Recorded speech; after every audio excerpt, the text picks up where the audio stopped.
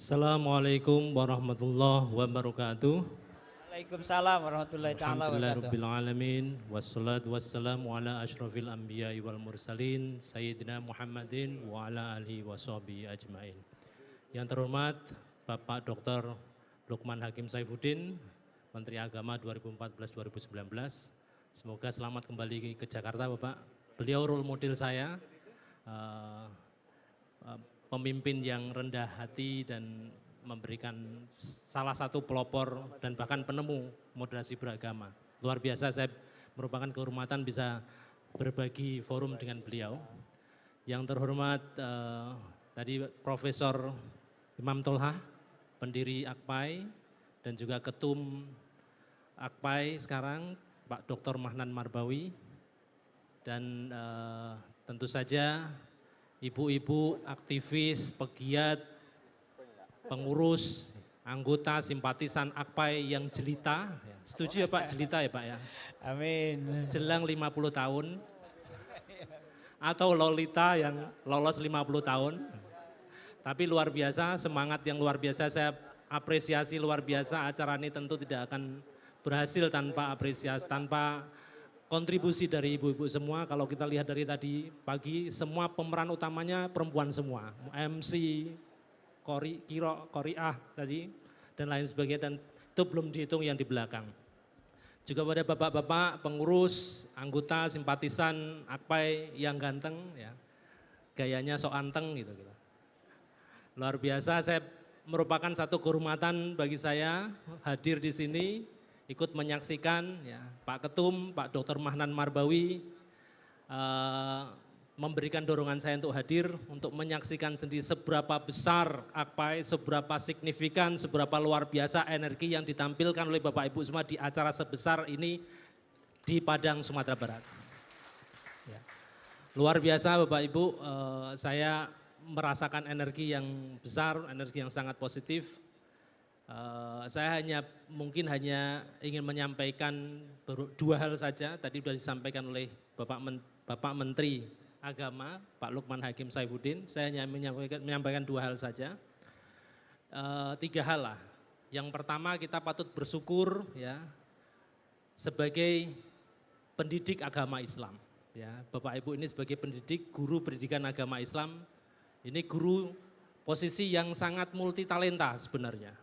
Ya, di banyak tempat sebenarnya guru pendidikan agama Islam dianggap, kalau sekarang kita bicara soal multiple intelligence ya, intelijensi yang majemuk, yang harus bisa apa aja. Bapak Ibu semua sebenarnya orang-orang yang punya multiple intelligence. Gimana tidak? Tidak hanya ngajar, sampai pulang sekolah ngurusi madrasah diniyah, gitu. Menjadi takmir masjid. Kalau ada orang meninggal disuruh ngurusin jenazahnya. Ini kemampuan multiple intelligence yang tidak semua, hanya beberapa orang dalam profesi formal yang memiliki kemampuan seperti itu. Ya. Saya juga punya pengalaman sebelum saya pindah ke BPIP, Badan Pembinaan Ideologi Pancasila, saya bekerja sebagai dosen di UIN Sunan Kalijaga. Jadi saya pindah ke Jogja, satu di kampung di dekat Taman Siswa, sebagai warga yang baik saya lapor kepada ketua RT-nya. Bu, saya lapor, saya warga baru di sini. Oh ya, bapaknya kerja di UIN Sunan Kalijaga. Kebetulan Mas, Modin tempat ini baru saja meninggal. Kita butuh orang yang merawat jenazah katanya. Jadi pegawai UIN saja yang sekuler kayak saya dianggap punya kemampuan multiple intelligence ngurusin jenazah. Apalagi Bapak Ibu semua yang sehari-hari ngurusin pendidikan agama Islam. Mari tepuk tangan untuk Bapak Ibu semua. Ya. Nah, ini yang saya kira kemampuan yang akan suatu saat nanti menentukan wajah Indonesia ke depan. Ya. Tadi Pak Dr. Lukman Hakim Saifuddin sudah menyampaikan betapa kita harus bersyukur dengan keberagaman masyarakat kita. Keberagaman adalah suatu sunatullah, satu fakta yang tidak bisa kita pungkiri. Tetapi ya, kita tidak hanya bisa berdiam diri menerima keberagaman itu. Kemampuan kita mengelola keberagaman akan sangat menentukan masa depan kita, masa depan negara kita, dan masa depan anak didik generasi muda yang kita didik sekarang ini. Kenapa begitu?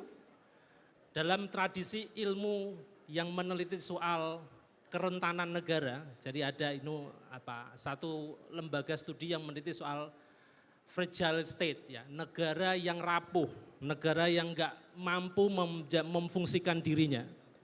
Negara yang rapuh itu ditentukan oleh dua hal, ya. Satu adalah yang namanya fragmentation index, jadi indeks fragmentasi seberapa berbeda kita semua warga negara itu. Kalau kita tadi sudah disampaikan oleh Pak Dr. Lukman Hakim Saifuddin, kita bangsa yang paling beragam di dunia. Kita punya 600-700 suku, bahasa kita ribuan, pulaunya ribuan dan setiap pulau bisa jadi memiliki bahasa yang berbeda. Tidak ada negara lain yang punya keragaman sekompleks bangsa Indonesia. Satu hal, keragaman, fragmentasi, peluang untuk fragmentasi. Tapi di sisi yang lain kita punya yang namanya indeks polarisasi.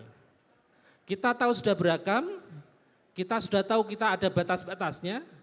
Nah, menjadi runyam kalau batas itu makin kita pertegas. Kita nggak mau kumpul dengan orang yang berbeda seperti yang disampaikan oleh Pak Lukman tadi. Kita nggak mau ketemu orang yang berbeda, jangankan berbeda agama, berbeda majelis taklim seperti yang disampaikan oleh Pak Dr. Lukman Hakim tadi, saja sudah jengah, sudah wegah. Nah, ketika itu yang terjadi, batasan-batasan kita itu akan semakin rigid, semakin kaku, dan akan menciptakan yang namanya polarisasi. Begitu terjadi polarisasi, ya, masyarakat nggak akan komunikasi satu sama lain, masyarakat nggak akan berinteraksi satu sama lain. Yang terjadi apa? Ketegangan.